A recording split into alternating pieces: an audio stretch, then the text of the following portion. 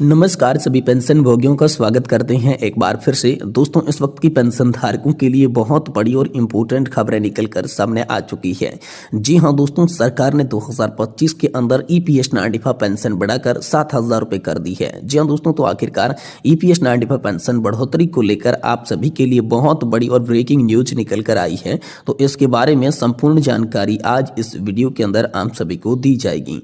इसी के साथ अगले बड़े अपडेट की बात करें तो पीएफ पेंशन बढ़ाने की तैयारी में है सरकार। इन नियमों में हुआ है बदलाव। तो आखिरकार दोस्तों, पीएफ प्रोविडेंट फंड की जो पेंशन है वो किस तरीके से और कितनी बढ़ाने की तैयारी में सरकार नजर आ रही है, और कौन कौन सी ऐसे नियम हैं जिन नियमों के अंदर बदलाव किया गया है जो कि हर पेंशन धारक के लिए जानना बेहद आवश्यक है। तो उन नियमों के बारे में भी हम सभी पेंशन धारकों को अवगत करवाया जाएगा। इसी के साथ बात करेंगे अगला बड़ा अपडेट 8th पे कमीशन को लेकर निकलकर सामने आ चुका है। जी हाँ दोस्तों, 7वें वेतन आयोग में ऐसा क्या हुआ जो कि 8वें वेतन आयोग के अंदर नहीं है, और यहां पर जो है 69 लाख पेंशन धारकों पर सबसे बड़ा विवाद क्या है इसको भी समझेंगे। तो 8th पे कमीशन को लेकर आखिरकार कौन सा बड़ा अपडेट निकल कर आ चुका है, इसकी भी चर्चा इस वीडियो के अंदर करेंगे। इसलिए हम सभी पेंशन धारकों से एक ही निवेदन करते हैं कि ये वीडियो आपके लिए बहुत ज्यादा खास होगा। तो इस वीडियो को आप जो है शुरुआत से लगाकर लास्ट तक देखिएगा। साथ ही वीडियो को आप लाइक कर दीजिएगा, अपने पेंशन धारक मित्र दोस्तों और फैमिली मेंबर्स के अंदर शेयर कर दीजिएगा। और अगर चैनल पर आप पहली बार विजिट कर रहे हैं, वीडियो को पहली बार देख रहे हैं, तो हमारे चैनल को सब्सक्राइब कर दीजिएगा और वीडियो को लाइक जरूर कर दीजिएगा। तो चलिए यहां पर सबसे पहले बड़े अपडेट की ओर चलते हैं, जानते हैं आखिरकार सरकार ने ईपीएस 95 के तहत पेंशन बढ़ाकर 7,000 रुपए किस तरीके से कर दी है। ईपीएस 95 की पेंशन बढ़ोतरी को लेकर कौन सा अपडेट निकलकर सामने आ चुका है। भारत सरकार द्वारा कर्मचारी पेंशन योजना में की गई नवीनतम घोषणा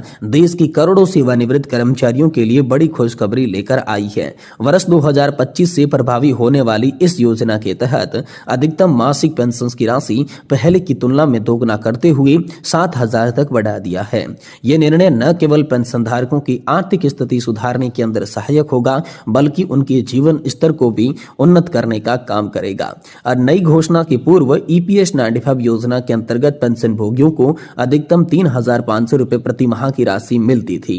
वर्तमान समय में बढ़ती महंगाई और जीवन यापन की बढ़ती लागत को देखते हुए ये राशि अत्यंत अपर्याप्त सिद्ध हो रही थी। पेंशन धारक संघों और श्रमिक यूनियनों ने लंबे समय से इस राशि में संशोधन की मांग की थी, जिसे अंततः स्वीकार कर लिया गया है।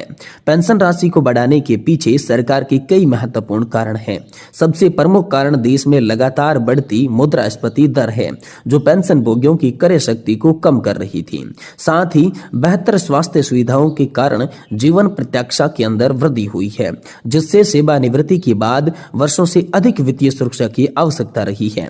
ये वृद्धि उन बुजुर्ग नागरिकों के प्रति सरकार की संवेदनशीलता और जिम्मेदारी को दर्शाती है जिन्होंने देश के विकास में अपना योगदान दिया है। साथ ही दोस्तों, लाभार्थियों पर सकारात्मक प्रभावों को लेकर बात करें तो इस पेंशन वृद्धि से लाखों परिवारों की आर्थिक स्थिति में सुधार होगा। बढ़ी हुई मासिक आय से पेंशन धारक बेहतर चिकित्सा सुविधाओं का लाभ उठा सकेंगे और पौष्टिक आहार जो है वो प्राप्त कर सकेंगे। इससे उनके अपने परिवार पर आर्थिक निर्भरता कम होगी, वे अधिक स्वावलंबी जीवन जी सकेंगे। मनोवैज्ञानिक दृष्टि से भी ये वृद्धि उन्हें आत्मसम्मान और सुरक्षा का अनुभव जो है वो करवाने वाली है। नई पेंशन सीमा के क्रियान्वयन की गणना की मूल प्रक्रिया समान रहेगी, परंतु अधिकतम सीमा में परिवर्तन होगा। पेंशन की राशि कर्मचारियों की अवधि और औसत वेतन पर आधारित होगी।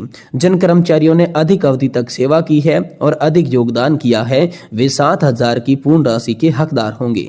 यह व्यवस्था योगदान और लाभ के बीच संतुलन बनाने रखने का काम करती है। बढ़ी हुई राशन प्राप्त या पर जो है राशि प्राप्त करने की प्रक्रिया को लेकर अगर बात की जाए तो वर्तमान में पेंशन प्राप्त कर रहे लाभार्थियों को किसी अतिरिक्त आवेदन या फिर जटिल प्रक्रिया से गुजरने की आवश्यकता नहीं होगी। 2025 की शुरुआत से ही बढ़ी हुई राशि स्वतः ही उनके खाते में 26 की शुरुआत से आएगी, और नए आवेदकों के लिए मानक पंजीकरण प्रक्रिया के माध्यम से ही संशोधित लाभ का दावा वो कर सकेंगे। लाभार्थियों को अपने बैंक और व्यक्तिगत जानकारी कर्मचारी भविष्य निधि संगठन के पोर्टल पर अपडेट रखनी होगी। इसी के साथ आने वाले समय के अंदर ईपीएस योजना में और भी अधिक सुधार की संभावना है। सरकार डिजिटलीकरण के माध्यम से पेंशन वितरण को और भी अधिक पारदर्शी और त्वरित बनाने पर कार्य कर रही है। मुद्रास्फीति के साथ पेंशन राशि को स्वतः समायोजित करने की व्यवस्था विचाराधीन है। यह परिवर्तन योजना को और भी अधिक विश्वसनीय हैं और आकर्षक बनाएंगे, जिससे अधिक कर्मचारी इसकी भागीदारी करने के लिए प्रेरित हो जाएंगे। ईपीएस पेंशन को 7,000 रुपए तक बढ़ाने का निर्णय भारत के सामाजिक कल्याण इतिहास में एक महत्वपूर्ण मील का पत्थर है। यह कदम लाखों सेवानिवृत्त कर्मचारियों के जीवन में सकारात्मक बदलाव लाएगा और उन्हें सम्मानजनक सेवानिवृत्ति जीवन प्रदान करेगा। हालांकि कुछ चुनौतियां मौजूद हैं, लेकिन उचित योजना और क्रियान्वयन के साथ यह योजना देश के सामाजिक सुरक्षा तंत्र को मजबूत बनाएगी। यह पहल सरकार की उस प्रतिबद्धता को भी दर्शाती है जो प्रत्येक नागरिक के कल्याण को भी यहाँ पर प्राथमिकता देते हैं। तो ये बड़ा अपडेट आ चुका है। इसी के साथ अगली बड़ी अपडेट को लेकर बात करें तो 8th पे कमीशन को लेकर आप सभी के लिए बहुत बड़ा और इंपोर्टेंट अपडेट निकलकर सामने आ चुका है। जी हां दोस्तों, 7वें वेतन आयोग में ऐसा क्या था जो 8वें वेतन आयोग के अंदर नहीं है, और उन 70 लाख पेंशन धारकों पर इसका सबसे बड़ा विवाद क्या है, चलिए इसकी पूरी जानकारी विस्तार से यहाँ पर समझते हैं।